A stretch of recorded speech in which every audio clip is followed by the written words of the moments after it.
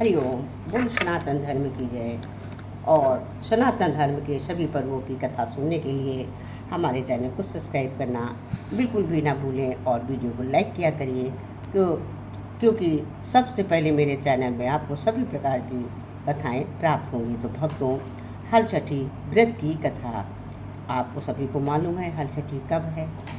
हलछठी 2 सितंबर को है। हर समय हलछठी व्रत 2 सितंबर को 2026 में 2 सितंबर को मनाया जाएगा। पहली बात है। दूसरी बात इसकी कथा है कि ये भादों में मास में हलछठी के दिन ये व्रत मनाया जाता है। जिस दिन छठ होती है उस दिन ये व्रत मनाया जाता है। चलिए कथा को शुरू करती। एक नगर में 2 स्त्रियां रहती थी। दोनों एक ही परिवार की थी और रिश्ते में देवरानी जेठानी लगती थी। क्या था? रिश्ते में देवरानी जेठानी लगती थी।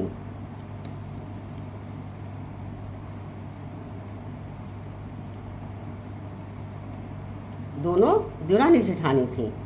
एक परिवार की 2 स्त्रियां थी, दोनों एक ही परिवार की थी, रिश्ते में देवरानी जेठानी लगती थी।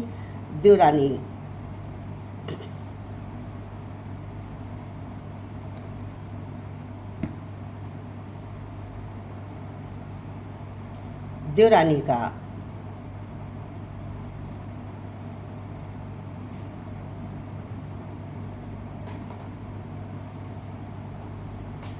एक बार दोनों ने हलछठ का व्रत रखा। दोनों ने हलछठी का व्रत रखा। विधिवत पूजन इत्यादि के बाद शाम को दोनों भोजन के लिए थालियां परोसकर ठंडी होने के लिए रखकर बाहर जा बैठी। दोनों ने हलछठ का व्रत रखा। देवरानी जेठानियों ने और भोजन की थाली लगाई, ठंडी होने के रख दिया और बाहर जाकर बैठ गए। उस दिन सलोनी ने खीर तथा तारा ने मेहरी बनाई और अचानक 2 कुत्ते उसके घर में घुस गए। एक ने खीर बनाई, एक ने मेहरी बनाई।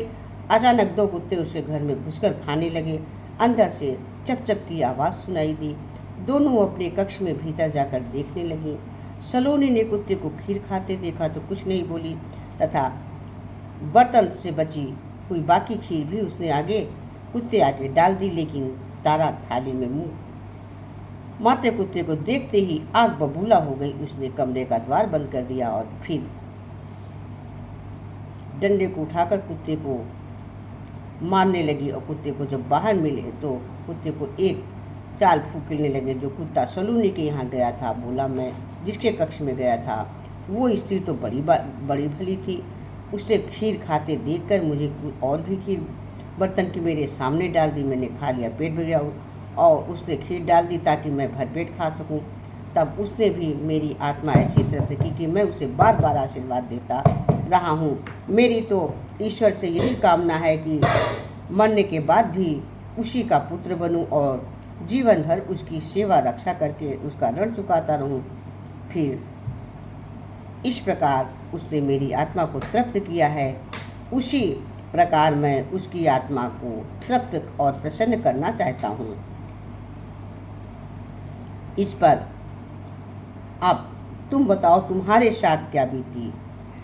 उसने दूसरे कुत्ते से कहा कि तुम्हारे साथ क्या बीती, क्या लगता। तो दूसरे कुत्ते ने कहा, बड़े दुखी मन से बोला कि मैं तो बड़ा दुखी। बोला क्यों? बोला कि दुखी इसलिए सर में बोला तुम्हारा अनुमान ठीक है भाई। आज से पहले मेरी ऐसी दुर्गति कभी ना हुई थी। पहले तो थाली में मुंह मारते ही सारा जबड़ा हिल गया जैसे ही डंडा मारा। फिर भूख से परेशान होकर मैंने 2-4 कौर सटके थे कि वो दुष्ट आ गई और कमरा बंद करके डंडे से मुझे इतना मारा कि मेरी कमर ही टूट के कमर ही तोड़ डाली। और मैं तो ईश्वर से यही निवेदन करता हूँ कि अगले जन्म में मैं उसका पुत्र बनकर उससे बदला चुकाऊँ। जैसे उसने मेरे मार कर मेरी कमर तोड़ी है, वैसे ही भीतरी मार से मैं भी उसका हृदय और उसकी कमर मारूं, उसके कमर तोड़ूं। तो कहते हैं कि बेजुबान की बददुआ बहुत बुरी होती है। इसे दैव योग ही कहा जाएगा। कि दूसरा कुत्ता शीघ्र ही मर गया और मरकर उसने तारा के घर में ही पुत्र रूप में जन्म लिया। पुत्र रत्न पाकर तारा बहुत खुश हुई। पुत्र को देखकर उसके मन में बड़े बड़े मशूबे बांध लिए, मगर दूसरे ही दिन जब घर घर में हलछठी का पूजन हो रहा था, वो लड़का मर गया। तारा की तो जैसे दुनिया ही उजड़ गई हो। वो दहाड़े मार मार कर रोने लगी, मगर किया क्या जा सकता था।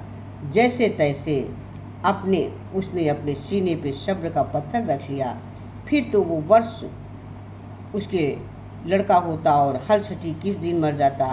तब 3-4 बार ऐसा हुआ तो तारा ने उसको फिर समझाया कि सपने में उसे वही कुत्ता दिखाई दिया। तारा को उसने कहा, मैं ही बार बार तेरा पुत्र होकर मृत्यु को प्राप्त हो रहा हूँ। तूने मेरे साथ जो व्यवहार किया था वही मैं बदला चुका रहा हूँ। तूने मुझे खाने में डंडे मारे थे, इसलिए मैं बार बार जन्म लेकर हलछठी के दिन मर जा रहा हूँ, बदला चुका रहा हूँ। तारा बहुत दुखी है और उसने अपने हुए प्रायश्चित का उपाय पूछा। तब कुत्ते ने बताया कि अब ये हलछठ के व्रत में हल से जुता हुआ अन्न तथा गाय का दूध दही न खाना और होली की भुनी हुई बालू तथा होली की धूल आदि हलछठ में चढ़ाना, तब कहीं तुम्हारे भाग्य में पुत्र प्राप्त होगा। तारा ने वैसा ही किया। इस हलछठी के व्रत के प्रभाव से उसकी संतान जीने लगी। तभी से संतान कामनाओं शुभ सौभाग्य के लिए हलछठी का व्रत किया जाता है। तो भक्तों, उम्मीद करती हूँ कि हलछठी व्रत कथा आपको पसंद आई होगी। पसंद आए तो ज़्यादा से ज़्यादा लोगों को शेयर करिएगा और जो चैनल पे पहली बार आए हैं चैनल को सब्सक्राइब अवश्य करिएगा। हलछठ भगवान की जय, हलछठ मैया की जय।